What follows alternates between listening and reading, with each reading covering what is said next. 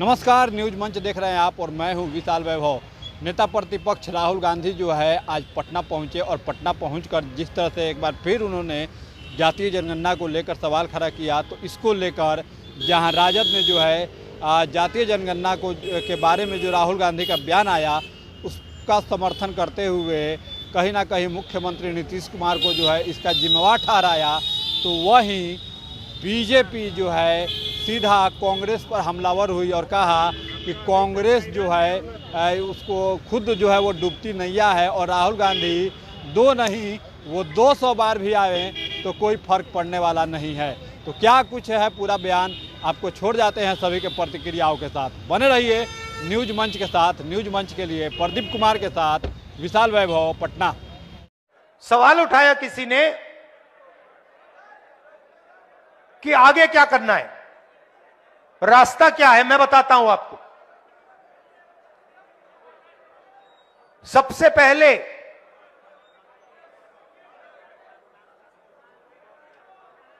पहले यह पता लगाना है कि सचमुच में किसकी कितनी आबादी है और किसको कितनी भागीदारी मिल रही है। और यह पता लगाने का एक ही तरीका है, उसका नाम है जाति जनगणना। और यह बिहार वाला जो जाति जनगणना है, मैं इसकी बात नहीं कर रहा हूं। जाति जनगणना देखना है तो तेलंगाना वाला देख लीजिए। तो जाति जनगणना क्या है, मैं आपको समझाना चाहता हूं। जाति जनगणना सिर्फ सर्वे नहीं है, पहला कदम है। जैसे चोट लगती है, मैडम आपको कभी चोट लगी है, हाथ टूटा है कभी आपका, आप अस्पताल गई थी, डॉक्टर ने पहले आपसे क्या कहा? एक्सरे कराना है। कहा नहीं कहा? किसी को चोट लगती है, डॉक्टर पहली चीज कहता है भाई देखो एक्सरे कराओ। तो पहला कदम एक्सरे का है। जाति जनगणना हमें यह बता देगा कि दलित कौन है, आदिवासी कौन है, पिछड़े वर्ग के लोग कौन है, माइनॉरिटी कौन है, जनरल कास्ट कौन है, गरीब जनरल कास्ट कौन है, यह सब पता लग जाएगा। उसके बाद हम दूसरा काम शुरू करेंगे। हम हिंदुस्तान की सारी संस्थाओं की लिस्ट निकालेंगे, इंस्टीट्यूशंस की लिस्ट निकालेंगे, चाहे वो जुडिशरी हो, ब्यूरोक्रेसी हो, सब इंस्टीट्यूशन की लिस्ट निकालेंगे। उसमें पता लगाएंगे कि मीडिया में दलितों की असलियत में कितनी भागीदारी है, कॉर्पोरेट इंडिया में असलियत में दलितों की कितनी भागीदारी है, ब्यूरोक्रेसी में असलियत में कितनी भागीदारी। सर, राहुल गांधी पिछले 18 दिनों में जो है 2 बार बिहार आगमन हुआ और इस बार भी जो है उन्होंने जातीय जनगणना को लेकर एक बार फिर से सवाल खड़ा किया है। क्या कुछ कहेंगे सर इस पूरे मामले पे? देखिए, आज देश के नेता प्रतिपक्ष राहुल गांधी जी महान स्वतंत्रता सेनानी जगलाल चौधरी जी के जयंती समारोह में शामिल होने के लिए पटना आए थे और उस दौरान उन्होंने जो बातें कही जाति जनगणना को लेकर, ठीक ही कही। और जैसा कि आप जानते हैं, 17 माह के महागठबंधन सरकार ने, हमारे तेजस्वी यादव जी का प्रण था, बिहार सरकार ने जाति आधारित सर्वे कराने का काम किया। सर्वे उपरांत दलितों के लिए, आदिवासियों के लिए, अति पिछड़ों के लिए, पिछड़ों के लिए आरक्षण का सीमा बढ़ाकर 65% करने का काम किया और उन बढ़ाए गए आरक्षण की सीमा को केंद्र सरकार को भेजा गया कि भाई आप इसे संविधान की 9वीं अनुसूची में शामिल कर दीजिए। आपने देखा केंद्र सरकार ने, नरेंद्र मोदी जी की सरकार ने, भारतीय जनता पार्टी ने संविधान की 9वीं अनुसूची में शामिल करने से इनकार कर दिया। वहीं नीतीश कुमार जी एनडीए में जाने के बाद खामोश हो गए, भाजपा के सुर में सुर मिलाने लगे और बिहार सरकार ने जो कराई जाति आधारित सर्वे गणना,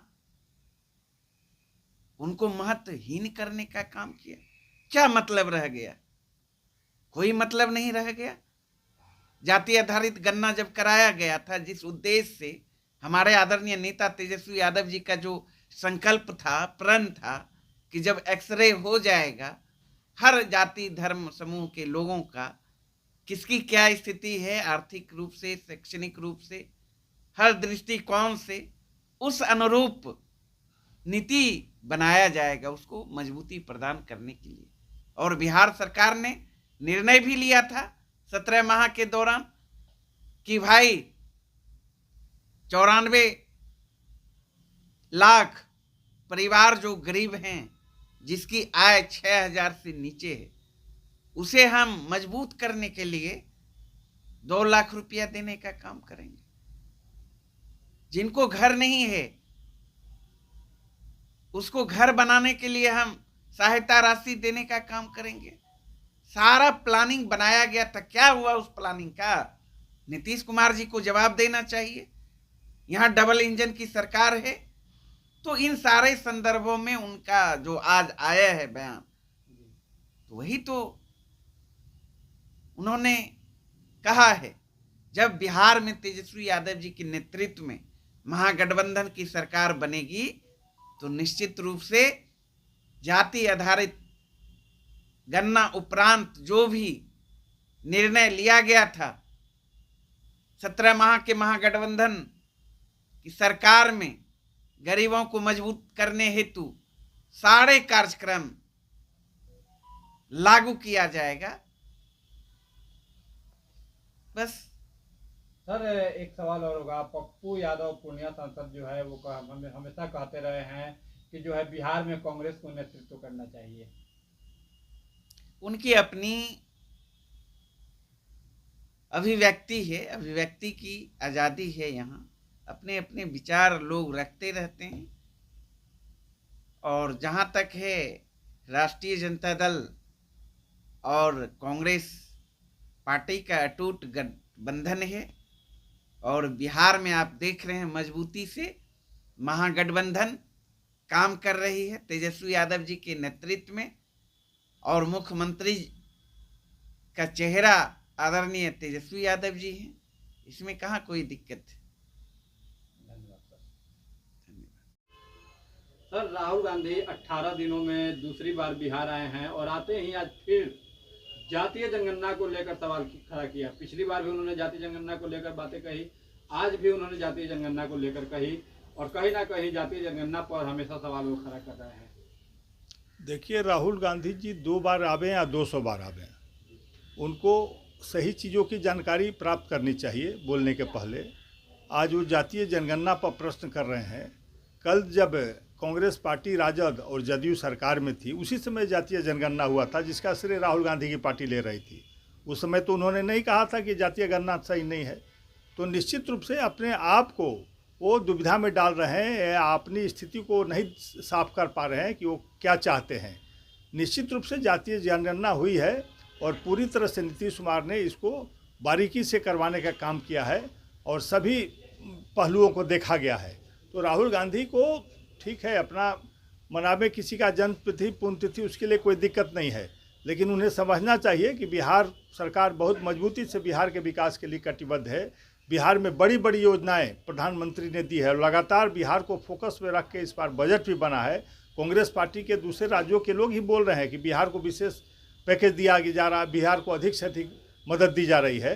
तो बिहार बहुत मजबूती से आगे बढ़ रहा है नीतीश कुमार के नेतृत्व में। इस बात का डर उन्हें सता रहा है और उन्हें लगता है कि लालू यादव और राजद भी उनको तवज्जो नहीं दे रहा है। सीटों में कहीं ना कहीं काफ़ी अंतर आने वाला है उनकी पार्टी में, इसलिए वो इस तरह की बातें कर रहे हैं। राहुल गांधी की तो पार्टी समाप्त हो चुकी है बिहार में, कांग्रेस है कहाँ। कांग्रेस में जहाँ संगठन में 6 साल 10 साल तक पार्टी का संगठन नहीं बनता हो, पार्टी रहता है क्या। तो निश्चित रूप से राहुल गांधी को अपने पार्टी को देखना चाहिए और इस तरह की उटपटांग बातें नहीं करनी चाहिए, क्योंकि जातीय जनगणना पर पूरा फोकस हमारा है और हमारे प्रधानमंत्री जी सबका साथ सबका विकास में विश्वास रखते हैं और जितने भी नीचे के साथी हैं, नीचे पायदान के लोग हैं, उनको आगे बढ़ाने का काम कर रहे हैं।